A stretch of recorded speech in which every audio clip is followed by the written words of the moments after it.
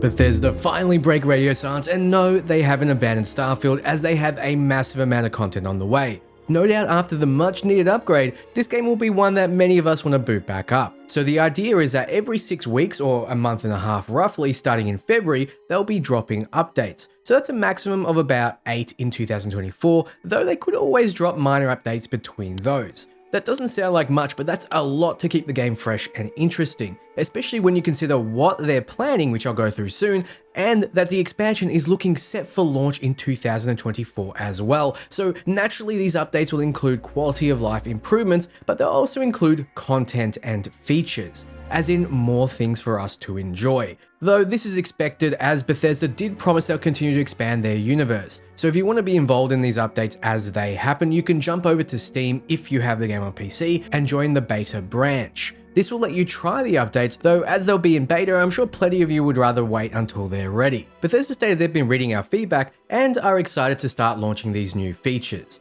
Hopefully that means they've addressed many people's concerns around traveling empty planets, for example, and are providing a land vehicle. There are many problems that can be fixed with more content, and the fact they're posting on Reddit as well suggests to me that they're reading these forums, a place many people go to vent their concerns. Recently, we've seen Bethesda replying to negative audience reviews on Steam. Look, I understand there's a lot of people who are giving zeros, and frankly, these people are talking nonsense, but the way Bethesda replied has me thinking they don't quite understand the problems or are resistant to change, so it's hard to say how serious these updates will be. So I'll let you judge for yourself. Here are some examples of the updates that will be coming. First, they'll be adding new ways to travel. This leads me to believe we'll be getting ground vehicles, but this could also mean some way to circumvent the need to fast travel everywhere, which was one of the problems many journalists noted, including IGN, which gave the title a 7. We'll also be able to access city maps while exploring the major cities. This was frankly a desperately needed inclusion. The fact cities don't have maps in 2023 is simply unheard of, especially given the scales involved. I for one had to wander around for hours before I got my initial bearings. Even Minecraft, a vast generated open world in pixel form, can generate accurate maps, so let's hope they extend this to outside the cities as well. For those of you who love shipbuilding, they're also expanding on ship customization with ship decorations, new shipbuilding options, and more. This is my favorite feature of Starfield, and those who've been following the channel know I have the single most popular ship build on the internet, so be sure to check that one out. But more options definitely equals more fun. Most of all, the shipbuilding needs a bit of a tune-up. Right now it feels a bit restrictive, and features like saving a template or layout are desperately needed. We should be able to plan our dream ship and buy the parts as they come. Right now it's impossible to do so without making a shell, flying to each location, and having the money to buy everything. I'd also appreciate the ability to buy all ship parts from one location, instead of the high-end manufacturer parts being locked to a particular location, like Titan for example. Those who want to start a fresh playthrough are punished by having parts locked to levels, so there needs to be a better way to gatekeep. Frankly, if you have the money and the skills, you should be able to buy any part. Money is enough of a gatekeeping method. Also, we need a way to preview our ship, especially the interiors, as it takes far too long to finalize a build, go inside, see the problem, then go back out into the shipbuilder and fix it. Look, the more parts they add, the better, but I'd like more options, not simply statistically superior parts. I'd also like rounded sections so we can give the illusion of form instead of everything looking like Lego. My list can go on forever, but it's good to know that changes are coming.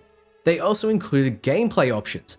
These include settings to allow for an easier or more challenging experience that will expand beyond their normal difficulty settings. These will allow you to easily customize carry capacity, cargo access distance, ship damage, vendor credits, how much you suffer afflictions, new survival mechanics, and more.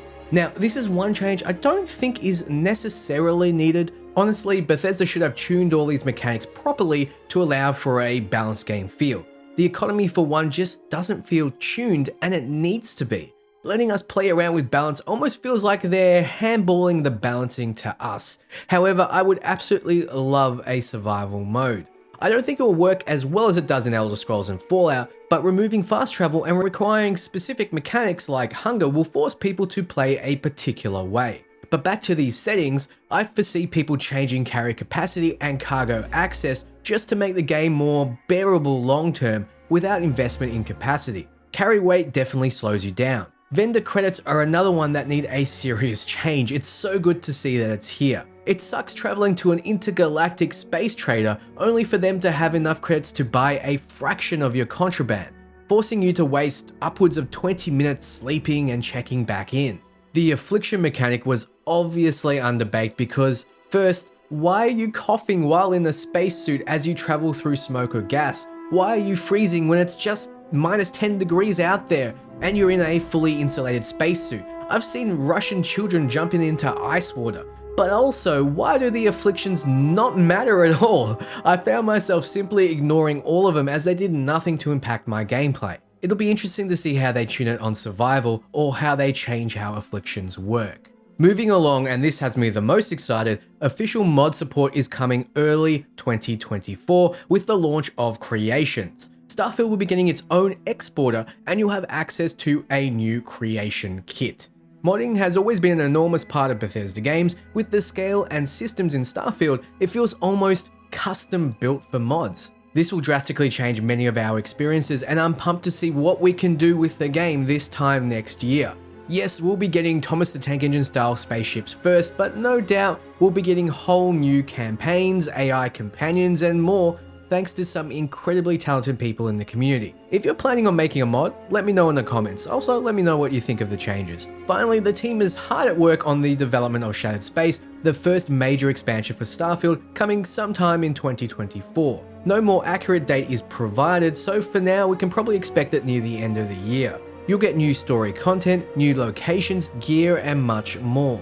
They say they can't wait to share more with you in 2024. I want this expansion to be on the same or better level as Cyberpunk's, which added an insane amount of missions, side content, updates and more, totally revitalizing the game. If Bethesda can pull that off, well, we'll have ourselves a winner. I'm not so sure we'll need new locations though, as there are more than enough in the game. Expanding on pre-existing locations or simply adding more cities to areas would be fine. We don't need new star systems. We need more in what we have. Mostly, we need more to do and a reason to restart instead of feeling like we're being punished for it. Bethesda has also dropped this infographic regarding the play stats in Starfield. I'll let you check it out for yourself, but some notable stats are that the Ecliptic are the most dangerous faction. It simply might just be because they're so numerous and can attack you in space, can attack you if you have the Wanted trait, and they're generally better armed than the Pirates and the Spacers. The Ashta fall under the same bracket, they're just numerous. The favorite meal though is very telling. If food was a viable way to heal, then the battle pack would nowhere near be the favorite as it's heavy and not so common. It's just because it provides a decent benefit. Maybe with survival mode, this will change. The Combat Tech Beowulf rifle being the most common is understandable. What isn't though, is that since Star Stuff is the most useful power.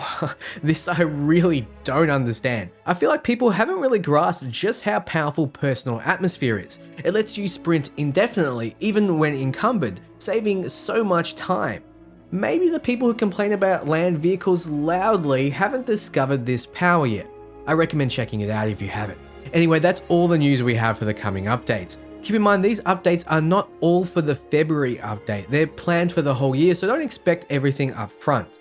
This was clarified by Bethesda in a follow-up post. So, are you now excited for more Starfield? Let me know below. If you like space RPGs, check out my latest video for Exodus. It's a newly announced space RPG from ex-Bethesda staff with an insane amount of choice.